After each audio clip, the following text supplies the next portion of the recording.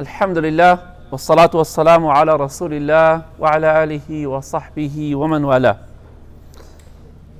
لحديثك صاحب جامع صغير هاتو خوشويستي خوا صلى الله عليه وسلم روي كرده گنجكان فرمي يا شباب قريش احفظوا فروجكم ولا تزنوا ألا من حفظ فرجه فله الجنة.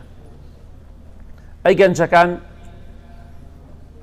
گەنجەکانی شاری مەکە قوڕەیشیەکان داوێنی خۆتان بە پاکی ڕاگرن، بە دڕەوشتی و زینا مەکەن، ئاگادار بن وریا بن بە دڵنیاییەوە هەر کەسێک داوێن پاک بێ زینا نەکا بەهەشتی بۆ هەیە. چونکە خوای گەورە کاتێکە باسی ئاهلی بەهەشتەکە لە قورئانی پیرۆزە، ئاهلی فیردەوس، ئاهلی بەهەشت، خوا لەو کەسانەمان بگێڕێ دەفەرمێ والذین هم لفروجهم حافظون، ئەوان داوێن پاکن، ئەهلی بەهەشت دەبێت داوێن پاک بێ، پەنا بە خوای گەورە نەک زینا بکات، نەک پیشەی زیناکردن بێ. بۆیە هەر کەسێک داوێن پاک بێ بەهەشتی بۆ هەیە، فەلەه الجەنە. ئەو مزگەێنی پێغەمبەری خوایە صلی الله عليه وسلم. ئەی ئەو کەسەی پەنا بەخوا بە دڕەوشتی بکە و زینا بکە فەلەه النار، دۆزەخی بۆ هەیە ئەگەر تۆبە نەکا و لەسەری بمرێت. جا ئینسان بەخۆی هەڵی بژێرێ، حۆرەکانی بەهەشت هەڵە بژێری، خۆشیەکانی بەهەشت هەڵە بژێری، یاخود جەهەنم و مار و دووپشکەکانی جەهەنم. بۆیە زیناکردن تاوانێکی زۆر گەورەی خوای گەورە بمان پارێزێ. لە حەدیثێکی صحیحدا کە لە صحیحە هاتووە، خۆشەویستی خوا فەرمێ صلی الله عليه وسلم من كف غضبه كف الله عنه عذابه. هەر کەسێ تووڕەیی خۆی بخواتەوە، خوای گەورە و میهرەبان عذابی لەسەر لا ئەبات، سزای لەسەر لا ئەبات، چونکە تووڕەیی خۆی لە پێناو خوای گەورەدا خواردوتەوە. ومن خزن لسانه ستر الله عورته. هەر کەسێکی زمانی خۆی حەبسکا و سجنیکە، خەریکی باسکردنی ئەم و ئەو نەبێ، حەیابردنی ئەمەکە و ئەوەکە، خوای گەورە سەتری عەیب و عار و کەم و کوڕەکانی دەکات. جا هەر کەسێ پێی خۆشە خوای گەورە لە دنیا و قیامەت عەیب و عار و کەم و کوڕەکانی بشارێتەوە و سەتری بکە، با لە دنیادا زمانی خۆی بپارێزێ، ئاگەی لە زمانی خۆی بێت. ومن اعتذر إلى الله قبل الله عذره. هەر کەسێکیش عذر بهێنێتەوە بۆ خوای گەورە، خوای گەورە عذری لێ قبول دەکات، چونکە خوای گەورە زانا و دانایە کێ عذرەکەی قبول و کێ عذرەکەی قبول نییە. نەک ئینسان بڵێ وڵا خوایە من زینا ئەکەم چی بکەم مەجبورم بیکەم، ئەم عذرە نا. خوای گیان مەجبورم وڵا خەڵکی بکوژم، هیچ مەجبور نیت. ئەم عذرە نا، عذرێک بێ کە خلای خوای گەورە قبول کراو بێ، ئینسان تاوانێ بکە و تۆبە بکە و بگەڕێتەوە وەلای خوای گەورە، خوای گەورە لێی خۆش دەبێ ئینشاڵڵا مادەم حەقی خوا بێ و حەقی خەڵکی نەبێ. لە حەدیثێکی صحیحدا کە لە صحیحە هاتووە، پێغەمبەری ئازیز و خۆشەویستمان صلی الله عليه وسلم دەفەرمێ هەر کەسێک لەسەر ڕێگای مسلمانان شتێک لا بەرێ کە ئێش و ئازاریان بدات، هەر شتێک لە ڕێگاوبانە ئازاری خەڵکی بدە، دەفەرمێ خوای گەورە چاکەیەکی بۆ دەنووسێ، هەر کەسێکی چاکەیەکی هەبێ دەڕواتە بەهەشتەوە.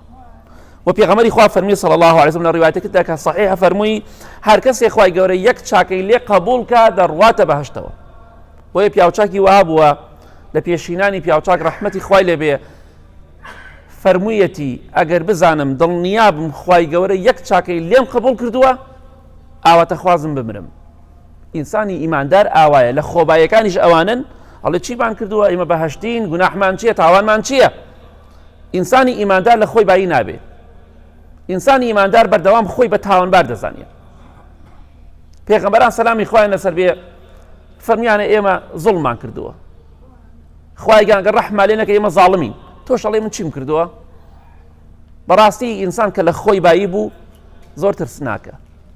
بەڵام ئەو کەسەی خوا چاکەیەکی لێ قبول کە خوای گەورە دەیخاتە بەهەشتەوە. بەڵام تۆ نازانی قبول بوون لای تۆ نییە، مام حاجی بڕیار لای تۆ نییە قبول بوو یا قبول نەبووە. کاک فڵان کەس، دادە فڵان کەس، بڕیار لای خوایە چی چاکەیەکت قبول بووە. چونکە پەنا بەخوا ئێمە زۆر جار عیبادەتەکانمان دەکەین بۆ خوا نایکەین.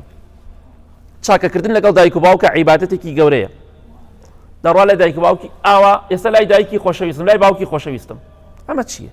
چاکە ئاوا کرێ وەکۆی بڵێ ئێستا نوێژەکەم هەر هیچ هەمان حکمە هیچ فەرقێکی نییە ئێستا لای فڵان کەس نەخۆشم فڵان کەس نەخۆشە مش هاتمە بۆ لای ئەبێ بزانێ خەڵکی بزانێ سەردانی فڵان نەخۆشی کردووە ئەبێ بزانێت دەستی دایکی ماچ کراوە دەستی باوکی ماچ کراوە ئەمانە خوا قبوڵی ناکات دەڕواتە قەبرستان گۆڕستان بۆی خەڵکی بیبینێ ڕۆژوو دەگرێ خۆی ماندوو کردووە بۆ ئەم خاڵە زۆر ئاگادار بە چونکە پێغەمبەری خوا فەرمی صلی الله عليه وسلم ڕیا زۆر شاراوای لە ئومەتەکەی مندا ئەگەر تۆ تەماشاکە مێرولەیەک بڕوات مێرولەیەکی بچووک بڕوات تۆ گوێت لە دەنگی پێیەتی گوێت لە دەنگی پێیەتی کە ئەڕوات ئەمە دەنگی هەیە بێگومان پێیەکانی بەس تۆ گوێت لێیە نەخێر شوێن پێکەی ئەبینیت نەخێر دە پێغەمبەری خوا فەرمی صلی الله عليه وسلم چۆن لەبان بەردێک مێرولەیەک بڕوا نە شوێن پێکەی دیارە نە دەنگی پێشی دەبیستی ئەفەرمی ڕیا لە ئومەتەکەی مندا لەوە شاراوەترە دەبینی غەیری مانگی ڕەمەزان کابرا حتا ئێوارە بە ڕۆژوە دووشەمە پێنجشەمە ڕۆژێترە شەیتان پێ ئەڵێ فڵان کەس بڕۆ ژوورەوە تۆزێ ئاو خورما بەرە با خەڵ بزانێ بە ڕۆژووی ئەمە خوا قبوڵی ناکات نیەتی خۆت ئاگادار بە بەڵام ئەمە شەیتانە پێت ئەڵێ بڕۆ ڕیزی یەکەمەوە یا دووەمەوە بەڵام ئاو خورماکەت بەرە با خەڵ بزانێت تۆ ئەمڕۆ بە ڕۆژوو بوویتە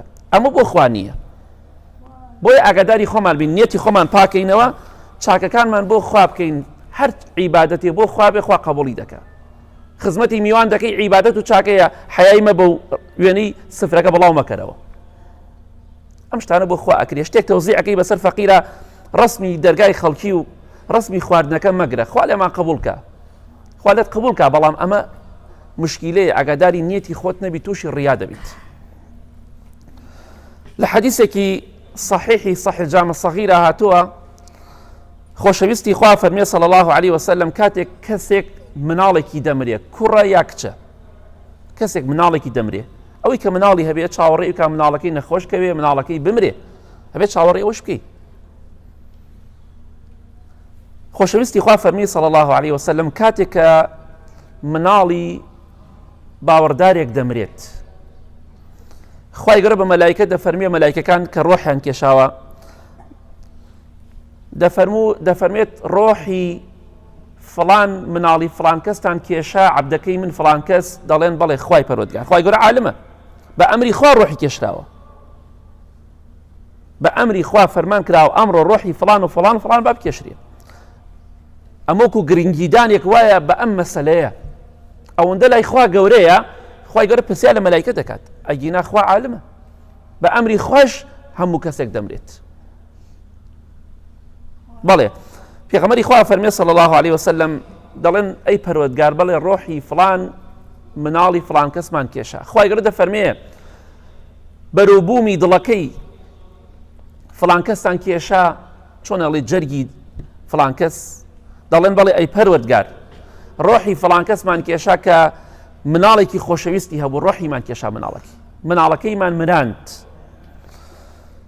خوای گەورە عالمە دەفەرمێ عەبدەکەی من چی وت کاتێک کە ڕۆحی مناڵەکەیتان کێشا چی وت خوا ئاگادار و عالمە دەڵێن ئەی پەروەردگار سپاسی تۆی کرد وتی الحەمدولله ووتی ئینا لله وئینا ئیلەیه ڕاجعون بەڵام نەک دوای سێ ڕۆژ وا بڵێ نەک دوای هەفتەیە ئەو کاتێک کە مصیبەتەکەت تووشە بێ ئەو کاتە دوای دوو ڕۆژ بڵێ خوای تازە سەبرەکەم ئینا لله وئینا ئیلەیه ڕاجعون حتا ئەوەی ناشکری بێ کردی ئەوەی ناشەرعی بێ کردی ئەوە ناگرێتەوە ئەو کاتە خوای گەورە دەفەرمێ کە ڕۆحیتان کێشا مناڵەکەی فڵان کەس چی وت ئەو کاتەی ئەو کاتێک کە ڕۆحی کێشتا ئەو کاتێک کە هەواڵەکەی پێگەیشت حەمد و سەنای تۆ کرد پەروەردگار سپاسی تۆی کرد ووتی ئینا لله وئینا ئیلەیه ڕاجعون خوای گەورە دەفەرمێ ابنوا لعبدي بيتا في الجنة وسموه بيت الحمد خوای گەورە دەفەرمێ لە بەهەشتا خانوویەک بۆ عەبدەکەی من دروستکەن فڵان عەبدی بن دایکە یا باوکە هەردووکیان دەگرێتەوە باوکێک سپاسی خوا دەکات لەسەر مردنی مناڵەکەی یا دایکێک بە هەمان شێوە خوای گەورە دەفەرمێ بۆ عەبدەکەی من بۆ بەندەکەی من کە فڵان کەسە خانوویەک لە بەهەشتا دروست بکەن ناویشی بنێن خانووی سوپاس کۆشکی سوپاس چونکە ئەم بەندە سوپاسی منی کرد لە کاتی ئەو مصیبەتەی کە تووشی بوو جا بۆیە کاتێکە ناخۆشیەکە تووشە بێ مناڵێکە لە دەست ئەدەی حەمد و سەنای خوا بکە بڵێ ئینا لیلا و ئینا ئیلەیهی ڕاجعون ئینشاءڵڵا پاداشتی تۆ دروستکردنی کۆشک و تەرارێکە لە بەهەشتی پڕ لە ناز و نیعمەتە. لە حەدیثێکی صحیح تەرغیب هاتووە پێغەمبەری خوا صلی الله عليه وسلم فەرمووی هەر کەسێک سێ کچی هەبێ ئەو سێ کچە پەنا بدا و خزمەتیان بکە وەیەرحەموهن وەیەکفلوهن ڕەحمیان پێ بکە بە ڕەحم بێ لەگەڵیانە بە بەزەی بێ لەگەڵیانە و خزمەتیان بکات بیان گرێتە خۆی وجبت له الجنة البتة چونە بەهەشتی بۆ واجب دەبێ هەر کەسێک سێ کچ بەخێو بکە بە جوانی ڕەحمیان پێ بکە نەک بێ ڕەحم بێ بەرامبەریان و وەکرم چەند ڕۆژی پێشەوە باسماکە تایبەت بۆ ئەو کەسانی کە جیاوازی لە نێوان کوڕ و کچاکەن ئەوانە بەڕاستی فکرەیەکی خراپیان هەیە فکرەی بتپەرستەکانیان هەیە ئەوانەی کە کچیان خۆش ناوێ کوڕیان خۆشەوێ خوا لە قورئانە زەمی ئەو کەسانی کردووە زەمی تۆشەکە ئەگەر ئەوە سیفەتت بێ بۆیە پێغەمبەری خوا فەرمی صلی الله عليه وسلم چوونە بەهەشتی بۆ واجب دەبێ سێ کچی بەخێو کردووە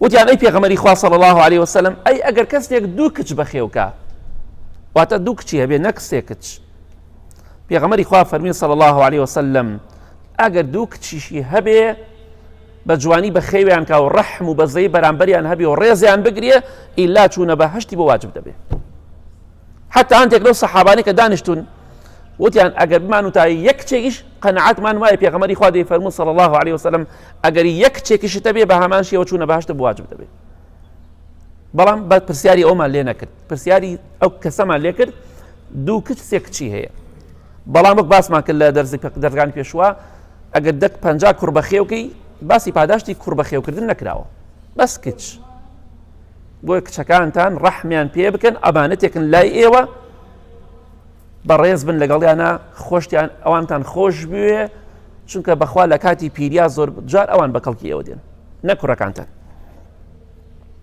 وەڵا خەڵکە زانم سوێن بەخوا چەندەها کوڕی دەوڵەمەنی هەیە زۆر دەوڵەمەنیشن کوڕەکانی زۆر دەوڵەمەنن وەڵڵاهی دایکیان خەڵک زەکاتی داتی وەڵڵاهی خۆشیان دەزانن دایکیان زەکاتە خۆ وەڵڵاهی دەتوانن هەموو مانگەیەکی 5 وەرەقە 10 وەرەقەی بەنێ سوێن بەخوا 50,000 نادەنێ دایکیان احتیاجە خەڵک پارێ داتی چەندەها کەسی ئەوە دەناسم چەندەها باوک دەزانم کوڕەکانی حاڵیان باشە باوکیان خەڵک زەکاتی داتیە خەڵک یارمەتیەدا ئەمە شەرمەزاریە بەڵام ئەگەر قەنەعەتم وایە ئەگەر کچەکان هەیان بواە یارمەتی باوک و دایکی خۆیانەدا بەس نییە نەزۆر جار کوڕەکانیش بێمەوقیفن خوا نمونەی ئەو کەسانە زۆر نەکات لە حەدیثێکی صحیحدا کە لە صحیحە هاتووە حەدیثێکی زۆر خۆشە بۆ ئەو کەسانی کە منداڵیان لە پێش خۆیانەوە بەڕێ کردو و منداڵیان مردووە خۆشەویستی خوا صلی الله عليه وسلم فەرمی هەر ژن و پیاوێکی موسڵمان باوەڕدار ژن و پیاوێک ژن و مێردێک سێ منداڵیان هەبێت سێ منداڵیان مردبێ بەڵام بالغ نەبوو بێتن پێش بالغ بوون مناڵەکان کچن یا کوڕن لەبار چوونە لە دایک بوونە گرنگ ئەوەی ڕۆحی بەبەرا کرابێ لە دوای 4 مانگی ئەگەر لە باریشی چوو بێ حساب مناڵی بۆ کرێ تەواو مرۆڤە هەر کەسێک سێ منداڵی بمرێ کوڕ بێ یا کچ پێش بالغ بوون ئیلا لە ڕۆژی قیامەتە ئەو منداڵانە دەهێنن لەبەر دەرگای بەهەشت دەیانوەستێنن مناڵێکە لەوانێت تۆ کاتێ هەر ڕەحم و بەزەیشی بە شێوەی بۆی نەبوو بێ 4 مانگ 5 مانگ ساڵێک بووە مردووە بەڵام کاتێکە دەیانهێنن پێغەمبەری خوا دەفەرمێ صلی الله عليه وسلم بۆ دەرگای بەهەشت لەبەر دەرگای بەهەشت دەیانوەستێنن پێیان دەوترێ ئودخولوا الجەنە دەی بڕۆنە بەهەشتەوە چونکە ئێوە لە دنیادا تاوانتان نەبوو خۆزگای ئێمە بە منداڵی بمردی نایە وەڵڵای کاتێ مناڵێکە بینم ئەمرێ هەزارەها جار ئاواتە خوازەڵ خۆزگایە منش بە مناڵی بمردمایە خۆزگای پێش بالغ بوون بمردی نایە گوناهی چی و تاوانی چی مناڵ بۆ خۆی لێیان داوە ئەوانە بەپی حەدیث پێغەمبەری خوا صلی الله عليه وسلم مادەم بالغ نەبێتن لەگەڵ ئیبراهیم پێغەمبەران سەلامی خوا لەسەر لەگەڵ سارای خێزانی ئیبراهیم پێغەمبەرە سەلامی خوایان لەسەر بێت لە شاخێکن لە شاخەکانی بەهەشتا تا ڕۆژی قیامەت، نەگوناه نەتاوان نەخەفەت نەترسی قیامەت. چەند خۆشە بە مناڵی بمری، بەڕاستی نیعمەتێکە. والله هەر کاتێ مناڵ ئەبینم ئەڵێم خۆزگای منیش لەو کاتەمە بمردمایە، گوناه و تاوانمان نەکردایە. ئەم دنیای بەس خەم و خەفەت و گوناه و تاوانە. خوای گەورە ڕەحم لە قیامەتمان بکە. پیان دەوترێ منداڵەکان بڕۆنە بەهەشتەوە، بڕۆنە بەهەشتەوە. فيقولون أندخل ولم يدخل أبوانا، ئێمە بڕۆینە بەهەشتەوە ئەی خوای پەروەردگار، دایک و باوکمان نێتە بەهەشتەوە، شەفاعەتت بۆکەن، شەفاعەت کوڕ بە یا کچ بێ، بۆی دڵخۆش بە کاتێ مناڵت مردووە لە پێش خۆتەوە، مناڵی نابالغ. خوای گەورە دەفەرمێ فقال لهم ادخلوا الجنة وأبواكم، دەی بڕۆنە بەهەشتەوە خۆتان و دایک و باوکشتان. بەهۆی ئێوەوە وەکو فەزڵ و ڕەحم و بەزەیە خوای گەورە دایک و باوکشیان دەخاتە بەهەشتەوە. بڕۆنە بەهەشتەوە لەگەڵ دایک و باوکتانە. چەندێک خۆشە لەم لەگەڵ مناڵەکان لە بەهەشتا کۆبیتەوە. بەپێی قورئان خوای گەورە وعدی داوە ئیمانداران لەگەڵ مناڵەکانیانە کۆ کاتەوە، لەگەڵ دایک و باوکتدا لەگەڵ کەس و کارە نزیکانی خۆتا لە بەهەشتا کۆت دەکاتەوە. جا بۆی ئەو منداڵانە دەڵێن خوایەکیان ئێمە ناچینە بەهەشتەوە ئیلا ئەبێ دایک و باوکشمان لەگەڵمانە بێتە بەهەشتەوە. کەواتە دڵخۆش بە کاتێک کە منداڵت لە پێش خۆتەوە بەڕێکردووە بۆ قیامەتت. لە حەدیثێکی صحیح تەرغیب هاتووە خۆشەویستی خوا صلی الله عليه وسلم باسی گەورەی نیعمەتەکانی بەهەشتمان بۆ دەکە. دەفەرمێت لەو ئەنە ما يقل ظفر مما في الجنة بدا لتزخرفت له ما بين خوافق السماوات والأرض. نینۆکێک چەندێک شتەڵەگرێ، نینۆکێک ئەمە نینۆکێکە چەندێک شتەڵەگرێ لەبانی شتەخەبانی چەندی هەڵەگرێ، لەوانە شتێکی زۆر کەم، لەوانە دەنکێ برنج لەبانی بەر نەبێت، شتێکی کەم. ئەوەندەی کە نینۆکێک هەڵی ئەگرێ، قەبارەی نینۆکێک چەندێکە وەزنەکەی نەک بەقەت پەنجەیەک، بەقەت نینۆکێک. ئەوەندە لە ناز و نیعمەتەکانی بەهەشت دەربکەوێ، واتە ئەگەر بەقەت نینۆکی یاخود ئەوەی کە نینۆکێک هەڵی دەگرێ لە ناز و نیعمەتەکانی بەهەشت بێتە سەر زەوی، دەفەرمێن نێوان ئەرز و ئاسمان هەمووی جوان دەکات، هەمووی دەڕازێنێتەوە، دەبێتە زەخرەفە، هەموون ئەرز و ئاسمان دەبێتە زەخرەفە و ڕازاوە، چۆن دەڵێ وەکو گوڵەپی سوورەیە لێ دێ. سبحان الله، ئەو بەهەشتە. دنیا گەوڕێکیش نییە لە چاو بەهەشتا، گەوەکام شوێنێ قەسر و خۆش و ڤێلایە. بەقەت نینۆکێک ئەوەندەی کە نینۆکی هەڵی بگرێ لە ناز و نیعمەتەکانی بەهەشت بێتە سەر زەوی، لە زەویە دەربکەوێ، هەموو نێوان ئەرز و ئاسمان دەبێتە زەخرەفە و دەبێتە شتێکی جوان و ڕازاوە و بێوێنە. ئەگەر هەمووی دەرکەوێ، ئەگەر بەقەت پەنجەیە بەقەت دەستێک دەرکەوێ، باسی ناکرێت. خوا لەو کەسانەمان بگێڕێ کە ئەهلی بەهەشتن یا رب العالمین ئامین. ودفرمي أجر ولو أن رجلا من أهل الجنة اطلع فبدا أساوره لطمس ضوءه ضوء الشمس كما تطمس الشمس ضوء النجوم. سبحان الله، يا ربي خوايا أهلي بهشت ما قبولك. أجر بياوك لبياوكاني بهشت، بياوك لبياوكاني بهشت بيت سرزوي، بياوك لبياوكاني بهشت. طبعا ببي حديثي بيغمري خوابي صلى الله عليه وسلم وبي قرآن يجبيه وحلوا أساور من فضة. بازن أهلي بهشت عندي كان بازن أكنت أسيار، طبعا الدنيا بو بيا وحرام بازن، بلام لا بهشت جوازة ببي قرآن وحديث. أو بازن ديارشتكي زور تايبت وجوانا، نكو بازن يجن خو أزانيت شونه، شو كي من نازاني شونية، هي بهشت هي دنيا نية. أجر بازن يكي بياوكي بهشتي بيت السر زوي بس تنها بازنكي دسي دركوي، نك تنها همولا شيء، بس بازنكي فبدا أساويره، بس بازنكي دسي دربكوي لسر زوية. ده فرمي والله في غمري خواه فرمي صلى الله عليه وسلم والله روناكي خورد كوجينيتوا. سبحان الله، لطمس ضوءه ضوء الشمس. روناكي خور تشكي خورد كوجينيتو تاريكي دكت. هەروەکو چۆن خۆر ڕووناکی ئەستێرەکانی نەهێڵاوە، کاتێک کە خۆرەکەوێ ڕووناکی ئەستێرەکان ئەمێنێ نامێنێت. بە شەو ئەستێرەکان دیارن، هەسارەکان دیارن، ئەوانی کە دەیبینین. بەڵام کاتێک کە خۆر کەوت هیچ ئەستێرێک بە ئاسمان و ڕووناکیەکەی مێنێ نەخێر. دە پێغەمبەری خوا فەرمی صلی الله عليه وسلم هەر وەکو چۆن خۆر ڕووناکی ئەستێرەکان ناهێڵێ تەنها ئەو بازنگەی دەستی ئەو پیاوە بێتە سەر زەوی و لە زەویە دەربکەوێ خۆریش وەکو ئەو ئەستێرانە ڕووناکی نامێنێت. بەهۆی چیەوە؟ هەر وەکو چۆن ئەستێرە بەهۆی خۆر ڕووناکی نەما، خۆریش بەهۆی دەرکەوتنی ئەو بازنگە کە لە دەستی کەسێکی بەهەشتیایە کۆتایی بە ڕووناکی و تیشکی خۆر دەهێنێت. ئەمە بەهەشتە.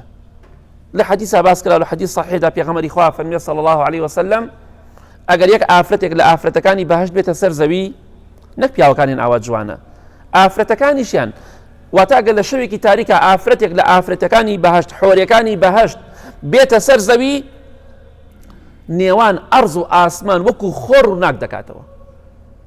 یعنی نێوان ئەرز و ئاسمان چۆن خۆر ڕووناکی دەکاتەوە، یەک ئافرەتێکی بەهەشتیت بێتە سەر زەوی ئاوا نێوان ئەرز و ئاسمان ڕووناک دەکاتەوە. کام ئافرەتی لەم دنیاە جوانە بیخە ناو شوێنێکی مڕەبعی مەتر بە مەتر ڕووناکی ناکاتەوە. بەقەت گوڵەپێکی بچووکی لایتەکان شەوقی نییە کە هەم جوانترین ئافرەت بێنە، بەڵام حۆریەکانی بەهەشت منافسەی خۆر دەکەن. خوای گەورە بە نسیبمانی کەنەوانە. بۆیە ئەوە بەهەشتە برای بەڕێزم، خوشکی بەڕێزم، خۆتی بۆ ماندووکە.